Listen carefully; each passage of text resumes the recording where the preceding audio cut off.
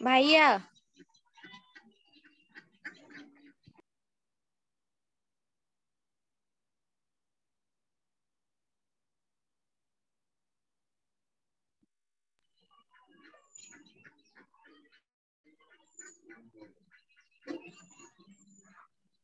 Okay, so I think তোমরা join করেছো। আমি আরেকটু 1 মিনিট ওয়েট করি।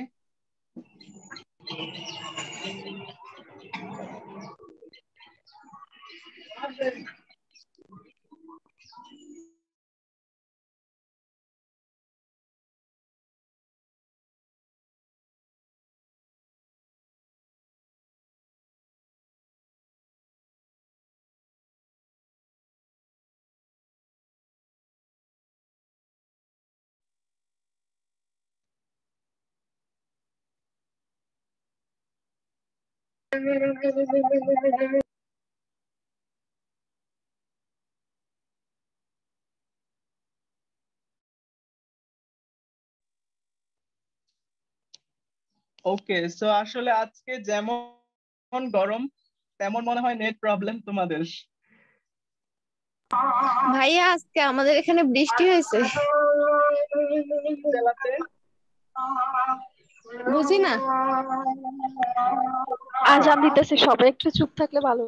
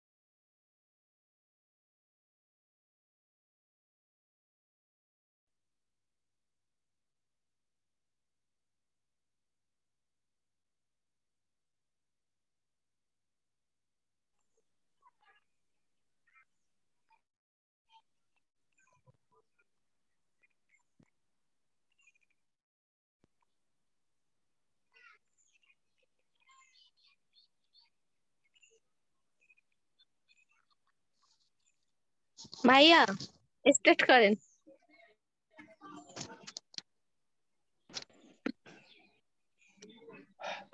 ওকে, সো আমরা এখনই শুরু করব।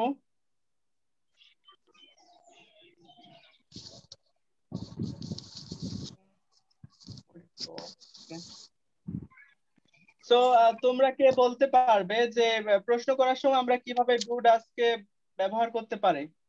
হু ক্যান টেল মি?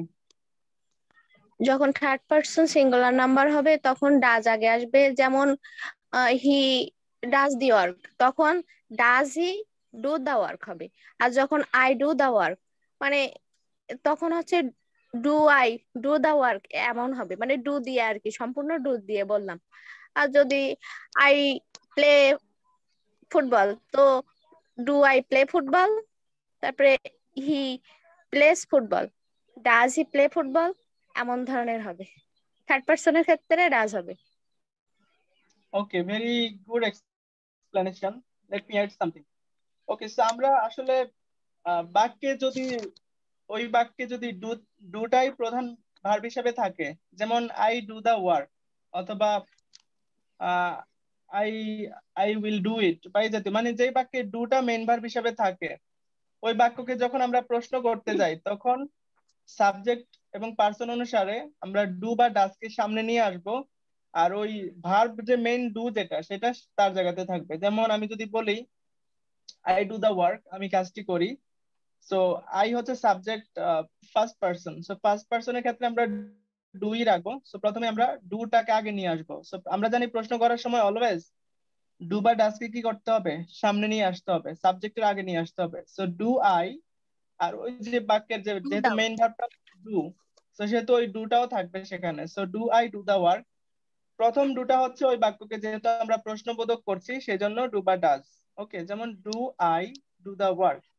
কিন্তু ওই বাক্যে যদি মনে করো ডুটা মেইন ভার্ব হিসাবে না থাকে, অর্থাৎ ওই বাক্যে অন্য একটা ভার্ব আছে, যেমন আহ, যেমন I go to school. Okay, so I go to school বাক্যকে যখন আমরা প্রশ্নবোধক করব, তো সেখানে আমরা কি করতে পারি?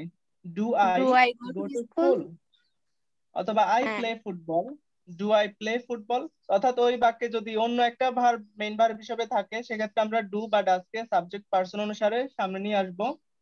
কিন্তু বাক্যে যদি ডুটা মেইন ভার্ব হিসেবে থাকে সেক্ষেত্রে আমরা কিন্তু ওই সাবজেক্ট পার্সন অনুসারে প্রথমে ডু বা ডাজ নিয়ে আসবো, কিন্তু ওই বাক্যের যে মেইন ভার্ব ডু যেটা সেটা আবার ওই বাক্যেই থাকবে। আই গেস তোমরা বুঝতে পেরেছো। So, আমি এইমাত্র যেটা বললাম এটা কে রিপিট করতে পারবে?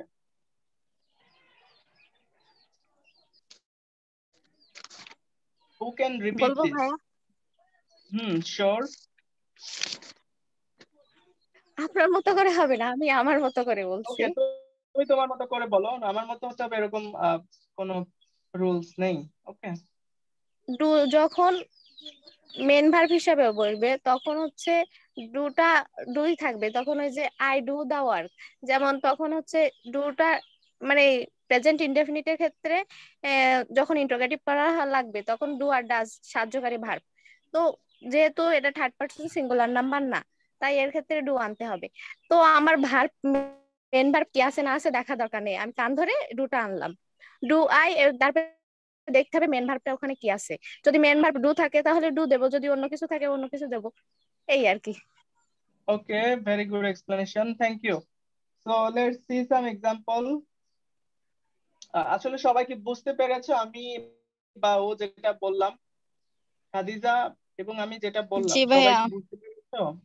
কেউ যদি না বুঝে থাকো অবশ্যই বলবা। আর I see some of my regular student, they are always present in my class but they never talk in the class. What is the problem? I never see Tanushree to speak. I hardly see uh, Sadia to speak in the class.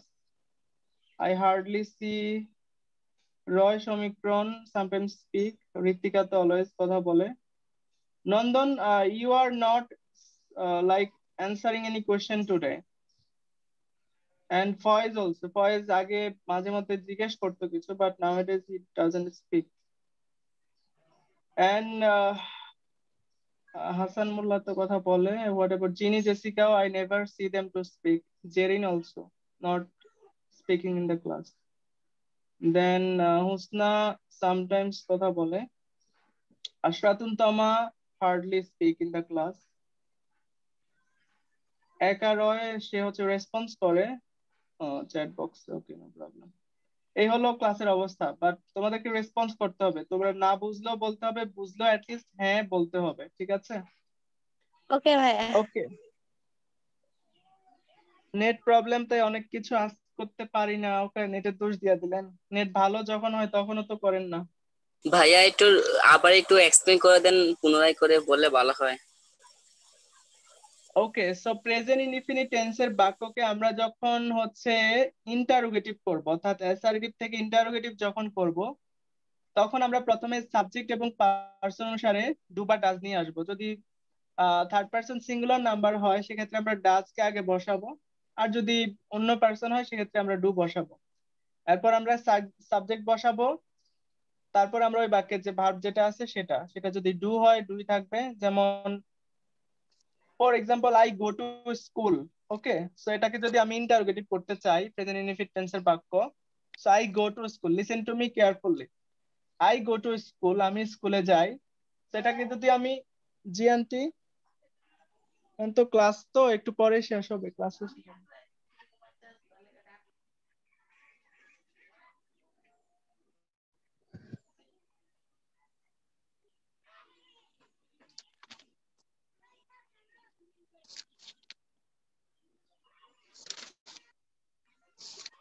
Okay, sorry to you, আমার একটু interruption হয়েছে।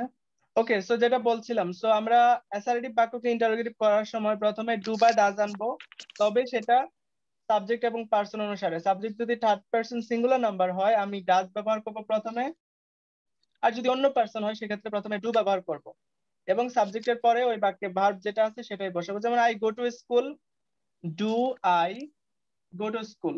ওকে, so সেখানে গোটা হচ্ছে main verb, I play football, এখানে প্লেটা হচ্ছে main verb. So do I play football.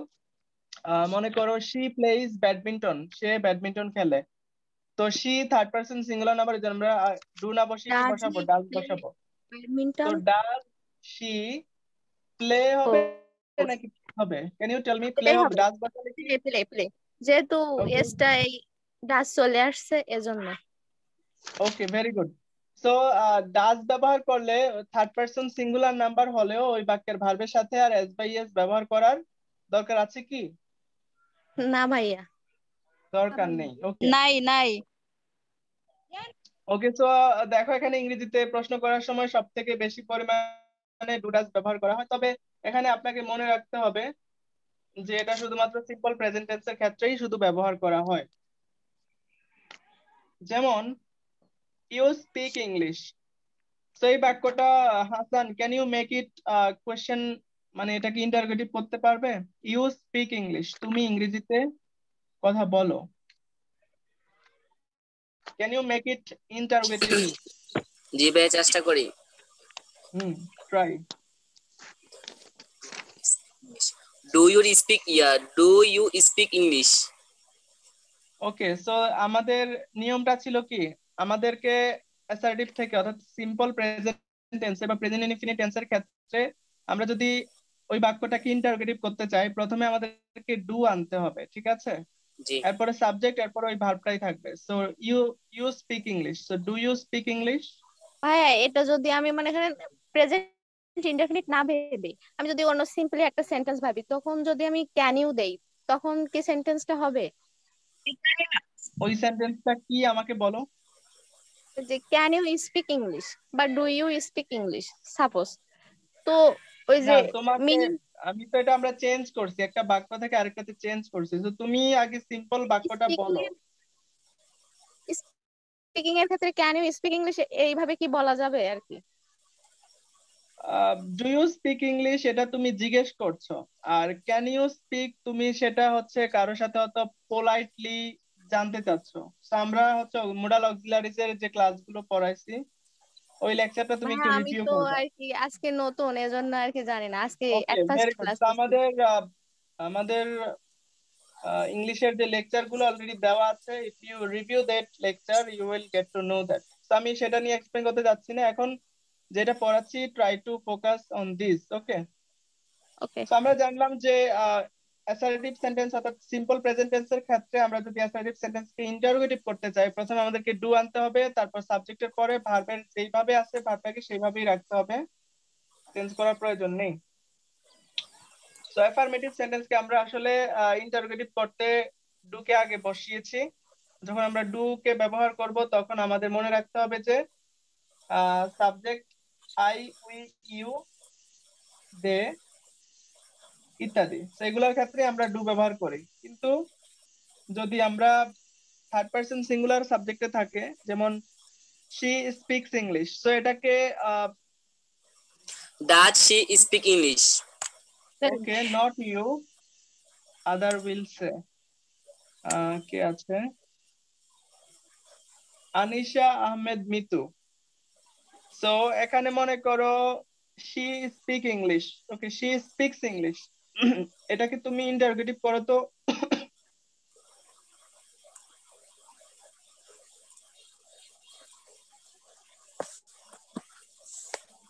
Anisha Ahmed Mitu, তুমি কি শুনতে পাচ্ছো?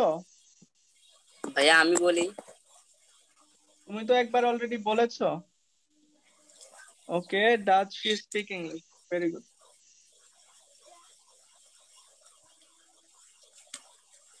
ওকে, ডাজ শি স্পিক ইংলিশ, সে কি ইংরেজিতে বলতে পারে? ওকে,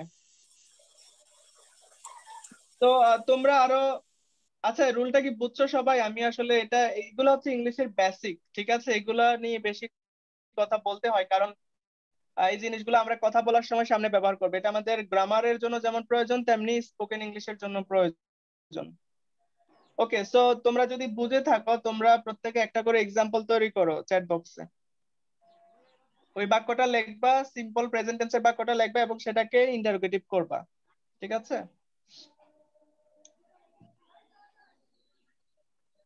ওকে, একজন লিখেছে does she speak English. So interrogative sentence মানে বাক্যে প্রশ্নবোধক চিহ্ন থাকবে, তোমরা অনেকে দেওনি, তো প্রশ্নবোধক চিহ্ন দিতে হবে।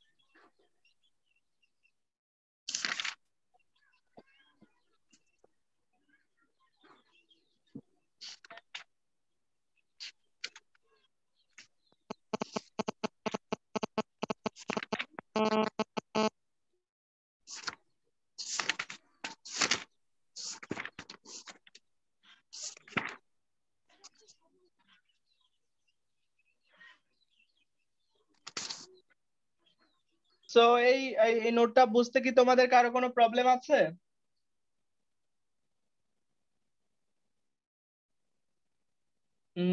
না ওকে, একজন এটা রিড আউট করো। Fatima Jahan, can you read it out? Fatima জাহান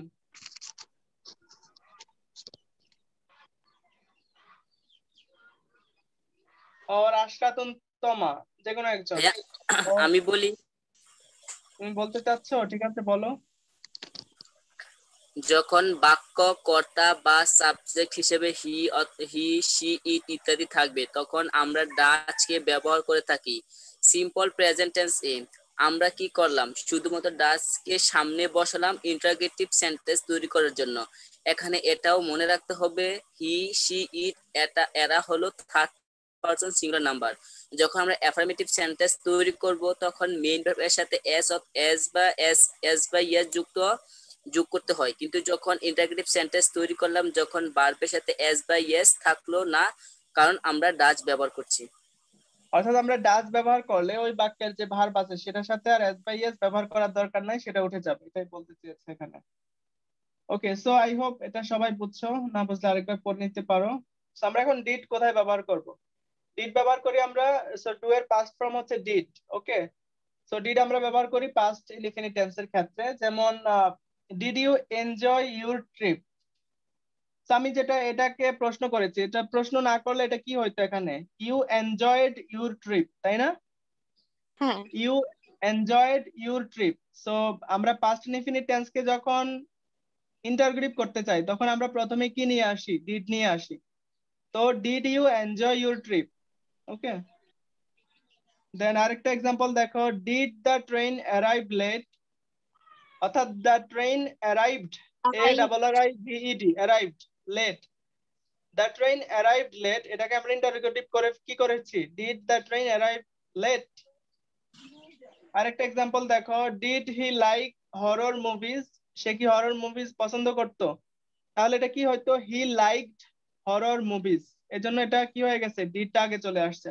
তো আমরা শিখলাম পাস্ট ইনডিফিনিট টেন্সের বাক্যকে আমরা যদি ইন্টারোগেটিভ করতে চাই প্রথমেই ডিড নিয়ে আসি। সো ডিড এর জন্য সব পার্সনের ক্ষেত্রে আমরা ডিড ব্যবহার করতে পারি, এটা নিয়ে তো কারো কোনো প্রবলেম নাই আই থিঙ্ক। ঠিক আছে, এটা কি বুঝছো সবাই? না বুঝলে বলতে পারো। জি ভাইয়া। আবার আরেকটা এক্সাম্পল দেখো, did he come late last night. আমরা জানি লাস্ট নাইট থাকলে বাক্যটা পাস্ট ইনডিফিনিট টেন্সের হয়ে থাকে, রাইট ফর্ম অফ ভার্বস থেকে তোমরা শিখেছো। সো হি, এটা কি, এটা ওকে হাসান আমাকে বলো তো এটার পাস্ট ইনডিফিনিট টেন্সের বাক্যটা কি হবে? এটা তো ইন্টারোগেটিভ বাক্য, বাট এটার অ্যাফার্মেটিভ বাক্যটা কি হবে?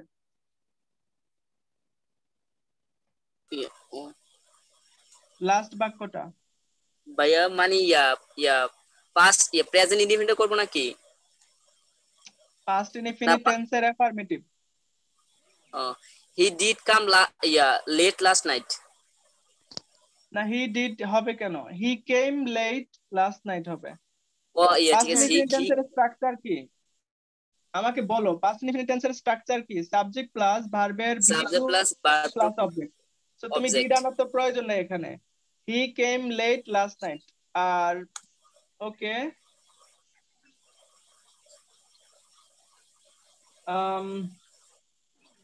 ঋত্বিকা তুমি শুনতে পাচ্ছ?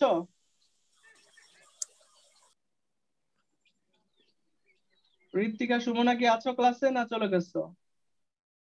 সুমনা ক্লাসে নাই। ওকে,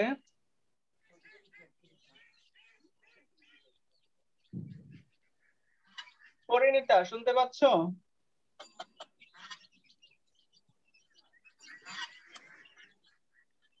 তোমরা ক্লাসে ঘুমাচ্ছ তাই তো? ওকে, সো পাস্ট ইনডিফিনিট টেন্সের স্ট্রাকচার হচ্ছে সাবজেক্ট প্লাস ভি2 প্লাস অবজেক্ট। ঠিক আছে, আমরা যখন এটাকে ইন্টারোগেটিভ করব তখন আগে কি নিয়ে আসবো, সাবজেক্টের আগে ডিড নিয়ে আসলে এটা ইন্টারোগেটিভ সেন্টেন্স হয়ে যাবে। এই এক্সাম্পল গুলো দেখে তোমাদের ক্লিয়ার হয়ে যাওয়ার কথা। Okay, I am going to the next slide. Okay, এখানে আরেকটু নোট করে দিয়েছি, দেখো ডিড কে সবার সাথে ব্যবহার করা যায়, অর্থাৎ সব সাবজেক্টের সাথে ব্যবহার করা যায়, সে যেই পার্সনই হোক না কেন, যেটা অলরেডি শুরুতেই বলেছি। আই, উই, ইউ, শি, হি, দে। হাসান তুমি যেটা বললা যে শিটে নোট করে দিতে, এটা অলরেডি এখানে নোট করা আছে। ওকে, এজন্য আমি তখন কিছু বলিনি। ওকে, সো ডিড কে আমরা সব সাবজেক্ট অর্থাৎ সব পার্সনের সাথেই ব্যবহার করতে পারি। So did plus subject plus verb plus object, এটা কোন টেন্সের বাক্য হবে তখন? Past indefinite. প্রেজেন্ট পাস্ট, হলে কি? সরি, পাস্ট পাস্ট ইনডেফিনিটের indefinite. Interrogative form. Past indefinite. হ্যাঁ, পাস্ট ইনডিফিনিট টেন্সের ইন্টারোগেটিভ বাক্য একই সাথে। ওকে, দেন আমরা ডু ডাজ দিয়ে কিভাবে নেগেটিভ বাক্য তৈরি করব? সো নেগেটিভ বাক্য তৈরি করতে গেলে প্রেজেন্ট টেন্সের ক্ষেত্রে আমরা ডু নট বা ডাজ নট ব্যবহার করতে পারি, তাই না? জি সো ভাইয়া। ডু নট বা ডাজ নট ব্যবহার করব এবং সেটা পার্সন অনুযায়ী। সো থার্ড পারসন সিঙ্গুলার ক্ষেত্রে আমরা ডাজন্ট, আর বাকি সবার ক্ষেত্রে ডু নট ব্যবহার করব। সো যেমন I go to school everyday, সেটাকে আমরা নেগেটিভ করব কিভাবে? So I don't go to school everyday. Then এখানে আমরা ডোন্ট ব্যবহার করে নেগেটিভ বাক্য তৈরি করলাম। ডোন্ট কে কোথায় ব্যবহার করলাম? সাবজেক্ট এবং ভার্বের মাঝখানে ব্যবহার করলাম। কিন্তু এটি তোমাদেরকে ভালোভাবে মনে রাখতে হবে। সো আমরা সাবজেক্ট এবং ভার্বের মাঝখানে কিন্তু ডু নট বা ডাজ নট কে রাখতে হবে। এর বাইরে নিয়ে গেলে তোমার সেন্টেন্স আবার কি হয়ে যাবে? ভুল হয়ে যাবে। ইন্ট্রোগেটিভ ও ভুলে যাবে। তো আমরা আহ, একটা বাক্যকে অর্থাৎ প্রেজেন্ট টেন্সের বাক্যকে আমরা যখন নেগেটিভ করব, তখন এই যে আমরা ডু নট ব্যবহার করতে হয় বা ডাজ নট ব্যবহার করতে হয়। ওই ডু নট বা ডাজ নট কে আমরা কার মাঝখানে রাখতে হবে? সাবজেক্ট এবং ওই বাক্যের ভার্ব। সো দেখো এখানে সাবজেক্ট হচ্ছে আই, সরি, আর সাবজেক্ট হচ্ছে আই এবং ভার্বটা হচ্ছে গো। এই দুইটার মাঝখানে হচ্ছে আমাদেরকে ডু নট বা ডাজ নট কে রাখতে হবে। Is it clear to all of you? জি ভাইয়া। Very good. আবার he plays football, he doesn't play football, negative করেছি। আবার এটা যদি আমি নেগেটিভ ইন্টারপ্রেটিভ করি তাহলে কি হবে? Doesn't doesn't. He play football? তো আমাদেরকে অনেকগুলো স্টেপ পার করতে হয়। সো হি প্লেস ফুটবল, এটাকে আমরা নেগেটিভ করেছি, হি ডাজন্ট প্লে ফুটবল। আবার এটাকে যদি নেগেটিভ ইন্টারপ্রেটিভ করি, ডাজন্ট হি প্লে ফুটবল। আবার যেটাকে শুধু শুধু ইন্টারপ্রেটিভ করি, ডাজ হি প্লে ফুটবল। তো আমরা অনেকটাকে চেঞ্জ করতে পারি।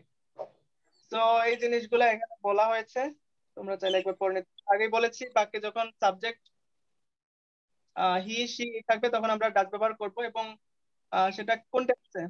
সিম্পল প্রেজেন্ট টেন্সে, প্রেজেন্ট ইনফিনিট টেন্সের ক্ষেত্রে। আর যেহেতু আমরা এটাকে নেগেটিভ করেছি, তাই আমরা এখানে ডাজন্ট ব্যবহার করব। সো আমরা ডু নট বা ডাজন্ট কোথায় ব্যবহার করব? সাবজেক্ট এবং ওই বাক্যের মেইন ভার্বের মাঝখানে ডু নট বা ডাজন্ট ব্যবহার করব। আর আমরা যদি একবার ডাজন্ট ব্যবহার করে ফেলি তাহলে ওই বাক্যের ভার্বের সাথে আর এস বাই এস যুক্ত করার দরকার নেই। প্রয়োজন নেই। ওকে, আরো কিছু এক্সাম্পল দেখো। I don't know him. So এটাকে ইন্টারপ্রেটিভ করো তো কেউ একজন। I don't know don't him, I know him? Don't I know him, very good. দ্বিতীয় বাক্যটা I don't don't know. Don't I know Don't I know anything? anything? I know anything? Anything. ওকে, অবশ্যই integration mark দিতে হবে। হ্যাঁ, তোমাদেরকে যখন interrogative করবা অবশ্যই বাক্যের শেষে নোট অফ ইন্টারগ্রেশন দিতে হবে তোমাদের। তো হি ডাজন্ট লাইক আস, এটা ইন্টারগ্রেটিভ করো তো। Doesn't he like us? Okay, Doesn't he like us? doesn't he like us? তারপর আমরা ডিডেন্ট দিয়ে নেগেটিভ করব কোন বাক্যে, কোন টেন্সের ক্ষেত্রে বলো তো? Didn't Past indefinite.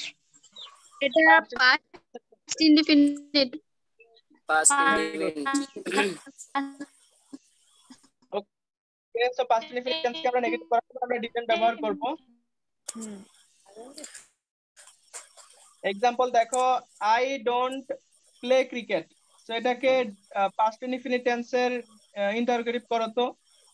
Didn't I play cricket? Didn't I I play cricket. play cricket? Negative interrogative হলে ডিডেন্ট আই হবে। আর যদি শুধু Okay, তো আমি যেটা বলছি আমরা নেগেটিভ ইন্টারগ্রেটিভের কথাই বলছি। সো এটাকে তুমি ডিডন্ট দিয়ে কিভাবে নেগেটিভ বাক্য তৈরি করবে?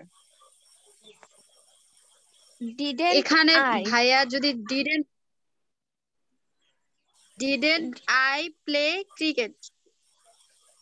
এটাই তো হবে, কারণ এখন Yes, আছে প্রেজেন্ট টেন্সে, তখন পাস্ট হয়ে যাবে। Okay, so I don't play cricket, এটাকে আমি পাস্ট টেন্সে নিয়ে গেলে কি হবে? I didn't play cricket. এবং আমি যদি এটাকে নেগেটিভ ইন্টারগ্রেটিভ করি তাহলে ডিডন্টটাকে জাস্ট আগে নিয়ে আসলেই আমাদের হয়ে যাবে। ঠিক আছে, যেমন I didn't see it. Didn't I see ব্যবহার বেশি। তো আমরা অতীতে অর্থাৎ পাস্ট ইনডিফিনিট টেন্সের ক্ষেত্রে নেগেটিভ বাক্য তৈরি করার জন্য আমরা ডিডন্ট ব্যবহার করি। যেমন হি ডিডন্ট সি ইট অথবা I didn't see it, he didn't study at all, সে আদৌ পড়াশোনা করেনি। তার আমাকে এগুলো তোমরা নেগেটিভ ইন্টারগ্রেটিভ তৈরি করে দেখাও তো।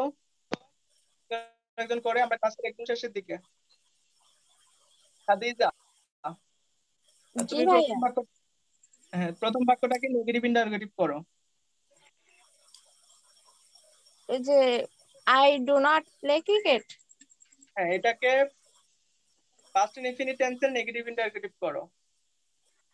Didn't I play cricket, okay, then Hasan, তুমি দ্বিতীয় বাক্যটাকে পাস্ট ইনফিনিট টেন্সের নেগেটিভ বাক্য করো। দ্বিতীয় বাক্যটা I didn't play cricket. Didn't I play cricket? Very good. Then আমাদের আশরাতুন তমা, তুমি আই ডিডন্ট সি ইট এটাকে নেগেটিভ ইন্টারোগেটিভ করো।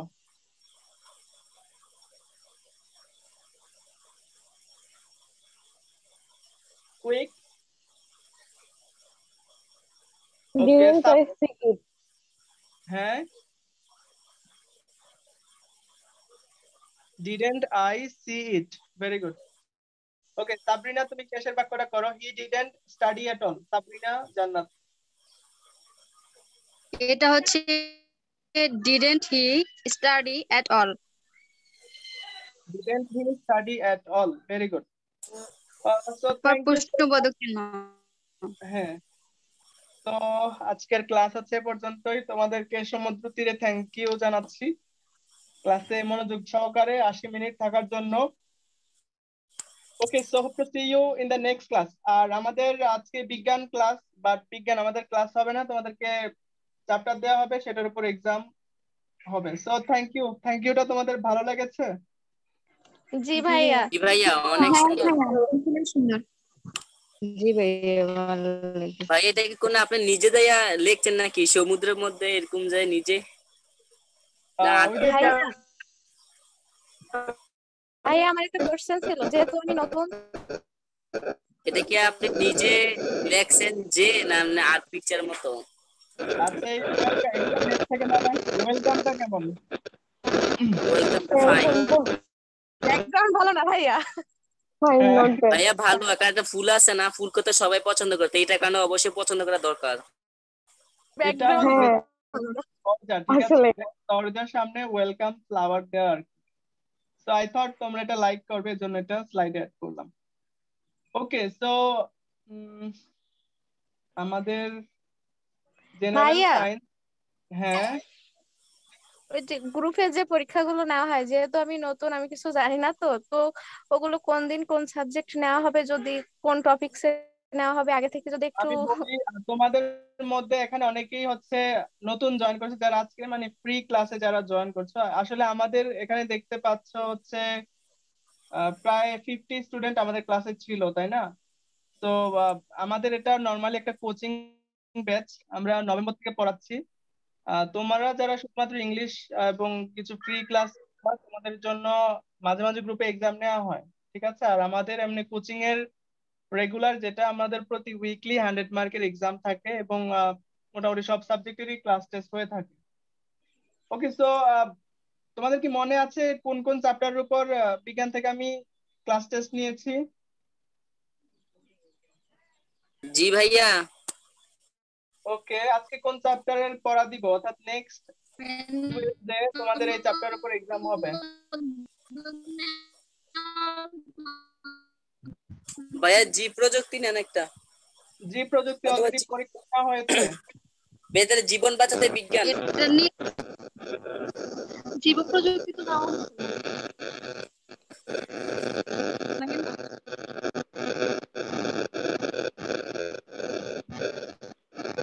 এক্সাম কি আজকে?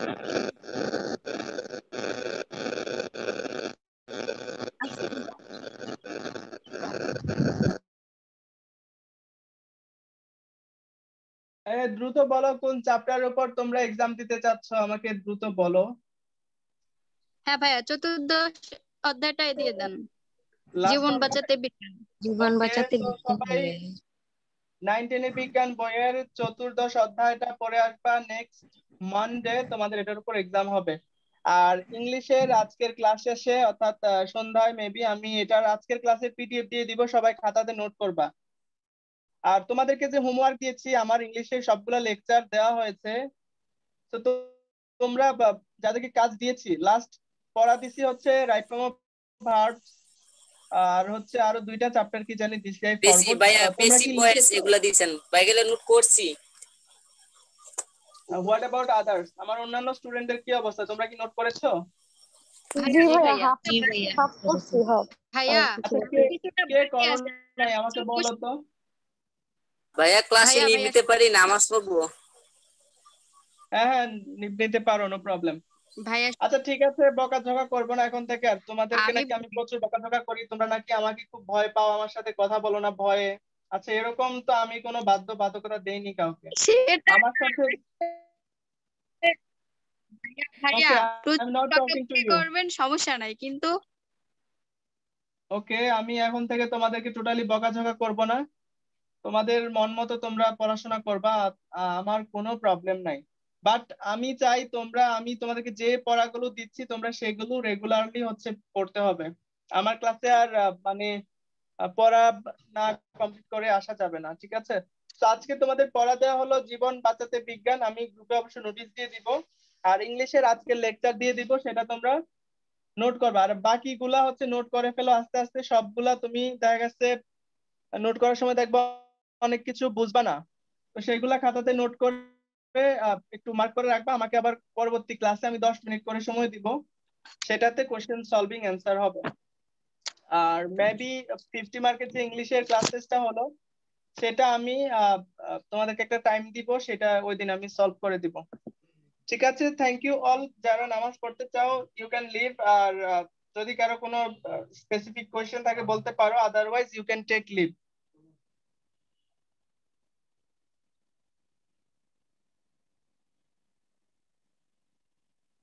সবাই কি আমার কথা বুঝছো? হ্যাঁ, জি ভাইয়া বুঝছি। ভাইয়া ওকে, ওই তো যে বললেন না, you can take leave. Okay, thank you so much. আমি লেকচারটা দিয়ে দিব একটু পরে। আল্লাহ হাফিজ।